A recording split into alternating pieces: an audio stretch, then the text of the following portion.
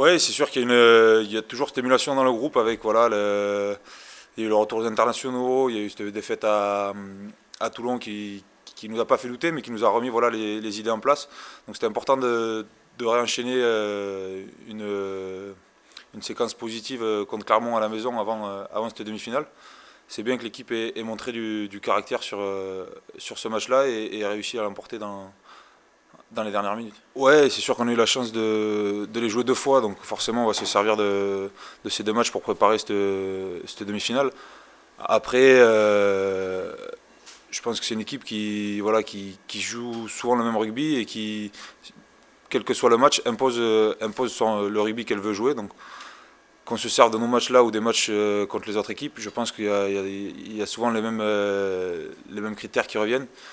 Donc forcément, on va piocher dans nos deux confrontations précédentes, mais aussi dans les autres matchs contre les autres équipes. C'est vrai que cette équipe du Leinster, à l'image de l'équipe d'Irlande, est une équipe qui est très bonne en conservation du ballon et qui arrive à imposer des très longues séquences de jeu à ses adversaires.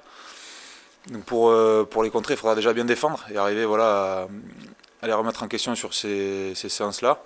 Et après, voilà, essayer de ne pas leur rendre le ballon trop facilement pour ne pas justement les laisser imposer leur rythme et mettre leur jeu en place. On ne va pas aller là-bas en se disant voilà, on va affronter un ogre et ce sera impossible de gagner. Non, je pense que tout en restant à notre place, on va jouer notre carte à fond.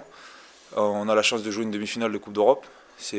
Pour moi, c'est la première, donc c'est déjà une grande chose pour beaucoup de joueurs de l'effectif, parce que c'est vrai qu'on a un effectif assez jeune et je pense que je ne suis pas le seul dans ce cas-là. Donc voilà, prendre du plaisir, parce que c'est aussi dans ces matchs-là qu'on prend du plaisir et c'est ces matchs-là qu'on se rappelle à la fin de nos carrières, donc dans notre carrière, pardon. Donc voilà, jouer notre carte à fond et essayer, malgré le fait que cette équipe voilà, impose son jeu et impose son rythme, de mettre notre jeu en place aussi et de nous livrer à 100% dans la bataille. C'est sûr que voilà, plus la saison avance, plus on se rapproche des matchs couperés et des matchs à élimination directe. Donc c'est forcément tout le monde a envie de jouer ces matchs-là, tout le monde est prêt, a envie d'en découdre et c'est bien pour l'équipe, ça crée une stimulation qui, je l'espère, nous amènera le plus loin possible. Bah, c'était compliqué pour moi, après voilà, sur le moment je me suis vu en top 14 avec le fait que je puisse rentrer après, donc j'étais forcément déçu, mais c'était un choix que j'ai accepté parce que voilà, l'équipe à ce moment-là avait besoin de se resserrer et c'était pas le moment de faire un esclandre. Après, quand j'ai su que que je pourrais pas rentrer, forcément un peu plus déçu, mais c'était fait et en aucun cas, voilà, c'était le moment de protester ou quoi que ce soit. Il fallait se mettre avec l'équipe et la soutenir jusqu'au bout. Et par chance, en plus, j'espère avoir la possibilité de jouer une demi-finale de Coupe d'Europe grâce à l'équipe. Donc forcément, fier du travail des mecs à 14 et il faut croire que le choix des coachs était payant.